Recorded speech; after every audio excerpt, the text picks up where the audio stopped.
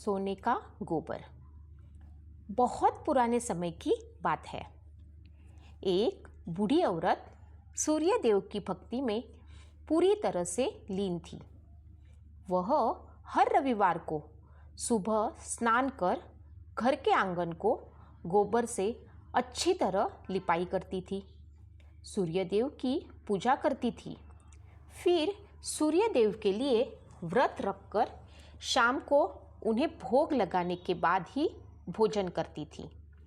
उस बुढ़िया की भक्ति भावना से सूर्यदेव काफ़ी प्रसन्न थे और भगवान की कृपा से उस बुढ़िया को किसी तरह की परेशानी नहीं होती थी। उस बुढ़िया की खुशी और संपन्नता को देखकर उसकी पड़ोसन को जलन होने लगी थी।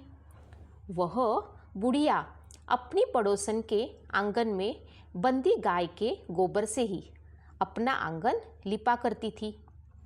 पड़ोसन ने जलन के मारे उसकी गाय को आंगन की जगह घर के अंदर बांधना शुरू कर दिया। अब अगले रविवार को सुबह बुढ़िया को सूर्यदेव की पूजा करने के लिए घर को लिपने के लिए गोबर नहीं मिला, जिस कारण वह सूर्यदेव की पूजा नहीं कर पाई और पूरे दिन खुद भी भूखी रही। रात में सूर्यदेव उस बुढ़िया के सपने में आए और उसे पूजा न करने और भोग न लगाने का कारण पूछा। जवाब में बुढ़िया ने बताया, घर के आंगन को लिपने के लिए गोबर नहीं था, इसलिए पूजा नहीं कर पाई।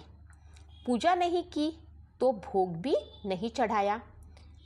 बुढ़िया की बातें सुनकर सूर्यदेव उससे कहते हैं कि मैं तुम्हारी भक्ति से प्रसन्न हूँ, इसलिए मैं तुम्हें एक गाय दे रहा हूँ।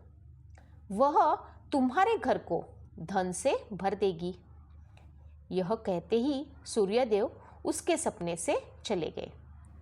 अगले सुबह जब बुढ़िया की आंखें खुलती है तब वह देखती है कि उसके आंगन में एक सुंदर गाय और बछड़ा बंधा हुआ है। यह सब देखकर वह हैरान हो गई। उसे सपने की कोई बात याद नहीं थी। उसने इसको सूर्यदेव की कृपा समझा और गाय को चारा देने लगी। बुढ़िया के आंगन में सुंदर गाय और बछड़े को देखकर पड़ोसन की जलन बढ़ गई। कुछ देर बाद जब बुढ़िया घर के अंदर जाती है तो गाय सोने का गोबर करती है। यह देखकर पड़ोसन चौंक जाती है। उस गोबर को उठाकर अपने घर ले आती है और अपने गाय के गोबर को उसके आंगन में रख देती है। यह सिलसिला कुछ दिनों तक चलता रहा और वह पड़ोसन धनवान हो गई। इधर बुढ़िया को किसी बात की खबर नहीं थी, क्योंकि वह सूर्यदेव की भक्ति में खोई रहती थी। उधर सूर्यदेव को उस महिला की हरकतों पर काफ़ी निराश थे।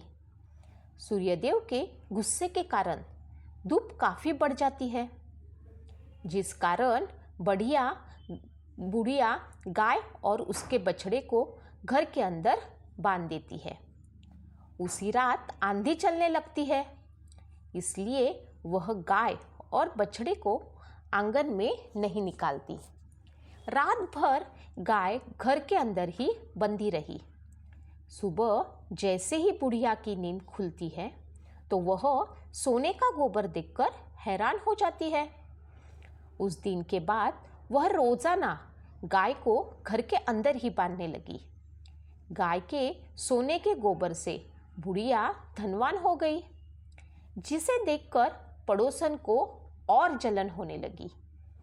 पड़ोसन ने जलन के मारे सोने का गोबर देने वाली गाय के बारे में उस नगर के राजा को बता दिया।